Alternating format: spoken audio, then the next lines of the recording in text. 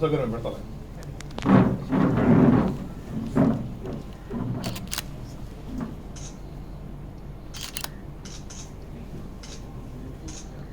Okay sir. లేకుంటే ఒడిపిల్లు గునిగెలు ఎడిసెలు బలసాకు తుంగ ముస్తేలు తూటి కూర తాటి తీగలు దేవదారు లేతాకులు బొద్ది కూర ఈత కలసంద మినుములు బెబ్బలు రాగులని మన సొంతమైన తెలుగు అక్షరాలు ఉన్న ఇన్ని రకాల వంగడాల గురించి చెప్పిన ఇవన్నీ పోయి పిజ్జలు బర్గాలు మార్కెట్ కల్చర్ అంటే భాష వాళ్ళ భాషను అంతం చేస్తే కానీ మార్కెట్ శక్తులు సామ్రాజ్యవాద శక్తులు భాషను ముందు ధ్వంసం. ఆఫ్రికన్ సమాజంలో భాషా రక్షణ కోసం పెద్ద ఉద్యమాలు జరుగుతాయి. ఒక్కసారి భాష ధ్వంసం అయితే ఆ భాషలో వేమన ధ్వంసం ఉంటుంది. వేమన ధ్వంసం అయితే భూమినాది అన్న భూమి పక్కన ఉన్న వేమన్న ఒక తాత్విక ధోరణి ఉంటుంది. మార్కెట్ శక్తుల చిన్న ఏదో పొయ్యిల కట్టలు పెట్టుకుంటాం బతుకుతాం. మా ఊళ్ళో అవనగడ్డలో మేము ఈ పూల చెట్ల మధ్య కొబ్బరి చెట్ల మధ్య ఒక జీవితం ఉంటుంది. కానీ కొబ్బరి బోండా అట్లా ఉండొద్దు. కొబ్బరి బొండు నీ కొబ్బరి బోండాను కొత్త రేటు కడతాను తీసుకుంటాడు. నీ నిమ్మను వండిస్తుంది ప్రేమతో ఊరికి వస్తాడు. నువ్వు మిరప నాటుకుంటే అది మురిచి ఊరికి వస్తుంది. నీ నిమ్మను అదే కొంటుంది, నీ మిరపను అదే కొంటుంది. ఘాటును తగ్గిస్తుంది, రేటును దంచేస్తుంది. Sauce pack చేతికిచ్చి సప్పరించమంటుంది. ఈ సాసు ప్యాకు రావాలా అనే దానికంటే నీవు నిమ్మ పచ్చడి పోవాలా. నీవు నీ కొబ్బరి బొండా కొత్త రేటు కడతాను. నీ కొబ్బరి బొండాను కొంటదనుకో గోరంతా అండ్ల పిండునో రీసంతా నీళ్ళ నిండో ప్రైస్ ముద్దలు కొట్టి స్ప్రైట్ చేతికిస్తుంది. ఈ స్ప్రైట్ కావాలంటే నీ కొబ్బరి బొండ నీళ్ళు తాగేది అలవాటు వాళ్ళ. నీ మొత్తం భాష అనేది నీ భాషలో ఒక జీవన విధానం ఉంటుంది, స్వావలంబన ఉంటుంది, నీది ఒక తాత్విక దర్శనం ఉంటుంది, నీ ఉనికి ఉంటుంది. కనుక లాభాపేక్ష మార్కెట్ శక్తులు ఎప్పుడు మొదట దాడి చేసేది భాష పైనే, అది ఎక్కడైనా సరే. అందుకే తమిళనాడు వాళ్ళు ఇప్పటికీ సజీవంగా ఉన్నంటే వాళ్ళు హిందీ ఉత్తరాది అంటే అది భాష మీద వ్యతిరేకత కాదు. హిందీ ఉత్తరాదిలో కూడా గొప్ప ఉంది. కానీ వాళ్ళు తమ ఆధిపత్యాన్ని ధిక్కరించడంలో తమిళులు చాలా గట్టిగా ఇవ్వడానికి ఆ భాష బతుకుంది. ఎప్పుడు ఆధిపత్యాన్ని అంగీకరించడం పరాయితనాన్ని. కన్నడ వాళ్ళు ఇవాళ బోర్డులు రాస్తుంటే గొప్పతనం. ఇప్పుడు ఇంగ్లీష్ ఎంత భాష, ఒక 2 నెలల రోజులు అన్నీ మాట్లాడకుండా బంద్ చేయండి, ప్రతి మోటలు కూడా ఇంగ్లీష్ మాట్లాడారు. నెల రోజులు మన భాష. ఎందుకంటే ఇది ఎత్తున అది భాష. మనకున్నన్ని వైశేషికాలు, దర్శనాలు, అష్టాదశ పురాణాలు, సాహిత్యము, చరిత్ర, విపరీతమైన భావజాలం వాళ్ళకి లేదు. వాళ్ళు అనుకుంటారు వాళ్ళ లోపల ఉండొచ్చు మిల్టన్ గొప్ప. కానీ మనకున్న గొప్పతనం ఏంటంటే మనకు తెలుగులో మనకు ఒక జీవన విధానం ఉంది. మనం బతుకుతూ ఇతరులను బతకరించే సంస్కృతి. ఆయా భాషలకు లోకలిస్తాం. More local is more creative. మీరు భాషను కాపాడుకుంటే ఆ భాష చుట్టూన్న భావజాలం మన ఉనికిని మన స్వావలంబనను లాభాపేక్షతోని మనిషిని అననం చేస్తున్నా, మానవీయ విలువలను ధ్వంసం చేస్తున్నా, అన్ని రకాల విధ్వంసాలను ఆపగలిగే శక్తి భాషకు కనుక ముందు వాళ్ళు భాష పైన దాడి చేస్తారు. కనుక భాషను కాపాడుకోవాలి. ఇంగ్లీష్ మీడియం చదువుకుంటే తప్పేం లేదు. కానీ తెలుగు భాష కాదు. అది చైనా వాళ్ళకి ఇంగ్లీష్ ప్రపంచాన్ని శాసిస్తుండ్రు. క్యూబాలో ప్రపంచంలో అత్యుత్తమ డాక్టర్లు వాళ్ళు ఇంగ్లీష్ తెలియదు, వాళ్ళు ప్రపంచాన్ని శాసిస్తుండ్రు వైద్య రంగంలో. వియత్నాంలో వాళ్ళ భాష తప్ప అంటారు, వాళ్ళకి తెలియదు. ప్రపంచాన్ని వాళ్ళు తమ భాష దారిని తమ వస్తుందనుకుంటారు. భాషను బలంతో ఫ్యాషన్ చేసినారు. ఎందుకంటే దాంట్లో కొన్ని ప్రయోజనాలు ఉన్నాయి. కార్పొరేట్ శక్తుల పన్నాగం ఉన్నది. అది రాను అంటే మనిషి ఇప్పుడు అమెరికా వండి సంక్షోభంలో పోయి చూడండి, ఇంత ఇంగ్లీష్ బాగుందని ఇంత ఉద్యోగాలను తిరిగి ఇంకొచ్చే పరిస్థితి ఏర్పడింది. కనుక ఎదుగుతున్ని వనరుల నుండి ఇంత ప్రామాణికత ఉండి ఇంత గొప్ప దేశంలో వాళ్ళ భాష వాడి దేశాలు వాడి భాష ప్రామాణికమైంది. కనుక భాష మీద మోజు వద్దు, పరభాష మీద మన భాషను మనం నిలుపుకోవడం. తెలంగాణ ఆంధ్ర మాండలికం తేడా. రాయలసీమలో కానీ తెలంగాణ అని ఇంకా అంటే తెలంగాణలో ఎట్లయితే అన్నమాచార్యం ఉన్న తెలుగు నిజమైన తెలుగు. తంగిరాల సుబ్బారావు గారు కాటమరాజు కథల్లో వేసిన పరిశోధన గ్రంథంలో చాలా అద్భుతమైన 500 రకాల గడ్డి పేర్లు ఉంటాయి, 300 రకాల పశువుల పేర్లు ఉంటాయి. అవన్నీ తెలంగాణలో ఇప్పుడు సజీవంగా ఉన్నాయి.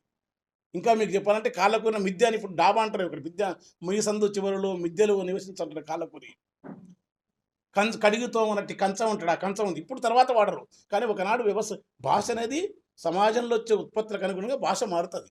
సామాజిక ఉత్పత్తి క్రమాన్ని మార్పులో భాగంగా భాష మారుతుంది. సాఫ్ట్వేర్ ఉద్యోగంతో ఒక రకంగా మాట్లాడతారు. బ్రాహ్మణులంతా ఎక్కడున్న హేరా జనార్దన బాగున్నా అంటారు. ఆ వృత్తిని బట్టి ఆ స్వభావాన్ని మారుతారు. కనుక భాషను మన తెలుగు వాళ్ళ భాషంతో ఒకటి. నేను ఆ విషయంలో నాకు మొదటి నుంచి ప్రామాణికత. ఏమన్నా అన్నమాచార్యుడు, తర్వాత మీరు క్రీడాభిరామం చూసినా మనకు భాషలో ఒకటే. పల్నాడు కానీ భాష మాత్రం నాకు యాసలో తేడుంటాయి. పదాలు మండలికాలు వాళ్ళు ఉర్దూ అలరించు తలపించే నాకు పచ్చని కడలి నిడివన్నదే లేని నీలి గగనము కింద పారుటాకుల ఒలువ పంచుతున్నది సలువ. కావి రంగుతోని కనిపించే కొండలు, పైన ఓయే దూది పడవలకు విడుదులు, గిరిమంద పొదుగులో జారె సెల ఏరులు, శిలలను పొగదొలిసే అలల ఉలి మునలు,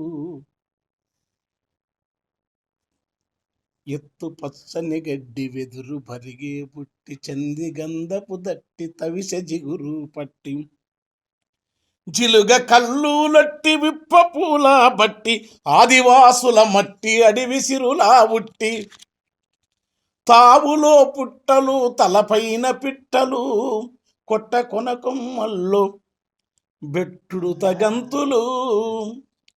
బాగుంది. కొట్టకొన కొమ్మల్ల బెట్టుడు తగంతులు, పొదరిల్ల తోవలో కదిల తుమ్మెదలు, చెట్ల సంకన బుట్లు తేనె కుండల బుట్లు. ఇలాంటివన్నీ తెల్లారుతుంది పాట. గాలి పెదవుల దాకే వెదురు గానాలు, నీలి మబ్బుల చూసి నెమలి నాట్యాలు, ఒద్ది మధ్యల మీద ఒల్లంకి తాళాలు, ఆటపాటల దరువు కడివి తొలి గురువు. ఇలాంటి అడవిని శివుడు మొత్తం యురేనియం తెస్తని స్టార్ట్ అయింది. అప్పుడు విధిలేక నేను ఈ పుస్తకం తీస్తుంది. ఎవరు చేస్తారు? శివుడా ఇక నిన్నే నీవే కాపాడుకో, శివుడా నీ ఎడవి పుడమి పై నేలుకు. కేంద్ర ప్రభుత్వం తెచ్చిందనుకో ఎవరేం చేస్తారు? ఏం చేయలేం మనం. 100 కిలోమీటర్ దక్షిణ కాశీ కూడా. పాల టెంకాయల పారేటి కృష్ణమ్మ, తేనె పెదవుల నూరి అలరించే అడివమ్మ, జీవరాశులెల్ల బతికె నల్లా మల్ల, తనువు జల్లెడ చేసి తవ్వి బొందెల పోసి, కంటి కందని లోయలంటి వెడుతారంట శివుడా. తలనాడె నీ జడలు తలపించే ఊడలు, మెడనాడె పాముల మెరుపించు దారులు, పొద్దు నీలో కుంక పొడిసింది నెలవంక, ఫలములిచ్చే పంట నెలవైన నీ ఇంట, ఉరుముతున్నదంట యూరేనియం మంట, ఉరుముతున్నదంట యూరేనియం మంట. ఈ ఈ వ్యతిరేకంగా ఈ అడవి గాయంతో మొదలై అడవి దీన్ని కాపాడుకొని శివునికి విజ్ఞప్తి చేసి రాసిన పుస్తకం ఇది. దీనికి సార్ వాళ్ళంటే పెద్దలు వాత్సల్యంతో ఇచ్చినారు, అదంతా వేరు.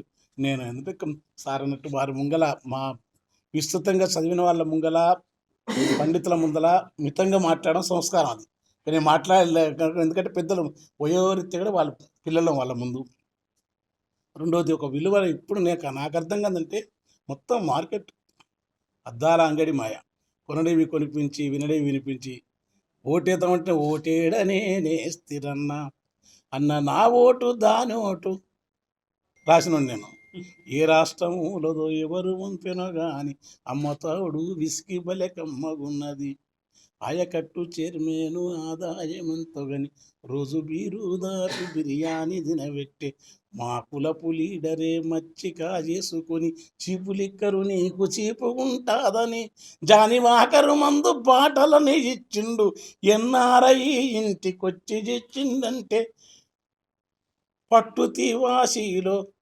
పట్టుచీవాశీలో ముట్టుకుంటే మెతుక, బాటలెంతందము బాటలైతే జానివాకరే ఉన్నది, లోపలున్నదేమో ధూళిపేట మాలు, తాగి వేసుకుంటే సోలు ఎక్కుతున్నది కిక్కు, తాగి ఊగి నేను సోలిపోతా ఉంటే, ఎతుకపోయిందైతే యాదికున్నది కానీ ఏడగుద్దిందో నాకెరుకలే కాపాయే. ఇట్లా ప్రజల జీవితం అంటే ఇలాంటి వాటికి దూరంగా అవనిగడ్డ ప్రాంతం ఒక ప్రజా సాంప్రదాయ ఇదా రాజా తదా ప్రజని విలువలను కమర్షియాలిటీ అంటే జర్నలిజం కూడా ఇక్కట్టుందో కానీ చాలా చోట్ల అన్ని రంగాలు, సాహిత్య రంగం, కళారంగం, మీడియా అన్నిటి కూడా భారత సుప్రీంకోర్టు జడ్జి చంద్రచూడ్ కానీ, మన పెద్ద ఆయన ఇంతకుముందున్న మహానుభావుడైన రమణ గారు చెప్పినట్టు కానీ అన్ని రంగాల్లో మార్కెట్ సంస్కృతి విస్తరిస్తూ ఉంది. ఇప్పుడు మేము ఎట్లంటే నేను కూడా అన్ని రంగాల్లో విలువలు లుప్తం అవుతున్నాయి. కానీ విలువలు లుప్తమైన కాలంలో వెలుగులాగా లిబర్టీ వచ్చని ప్రత్యామ్నాయం నాకు ఈ ప్రాంతం రావడం వల్ల నేను ఊరికనే రాను. నేను అంతా అబ్జర్వ్ చేస్తాను, తిరుగుతుంటా పిచ్చోన్లాగా. ప్రజలను వేరే వేరే అడిగితే చెప్తున్నట్టే ఇప్పటికి కూడా ఈ పక్షపాతాలు, రాగద్వేషాలు, దౌర్జన్యాన్ని సహించకుండా, తప్పులను కాకుండా ప్రజారాజకీయాలు చేసే వాళ్ళు ఒక కనుక మీ దగ్గర వచ్చినందుకు నాకు ఆనందం ఉంది. ఇక పాటలు, కవిత్వం అది మీరు జానపదం అంటే జానపదం కాదు కానీ జానపద సాహిత్యం చదువుకున్నందుకు మాట్లాడతాను నేను. వాటి ఎందుకంటే గురువులు వాళ్ళు. మాకంటే కృత యజ్ఞ బుధో జానపదో సృష్టి మాకంటే అద్భుతంగా రాస్తారు. సారు చెప్పినట్టు ఆ శ్రీ ఉక్కు ఉక్కు కారణం. అదే నా అదృష్టం ఏంటంటే అందరూ మర్చిపోయాం. యా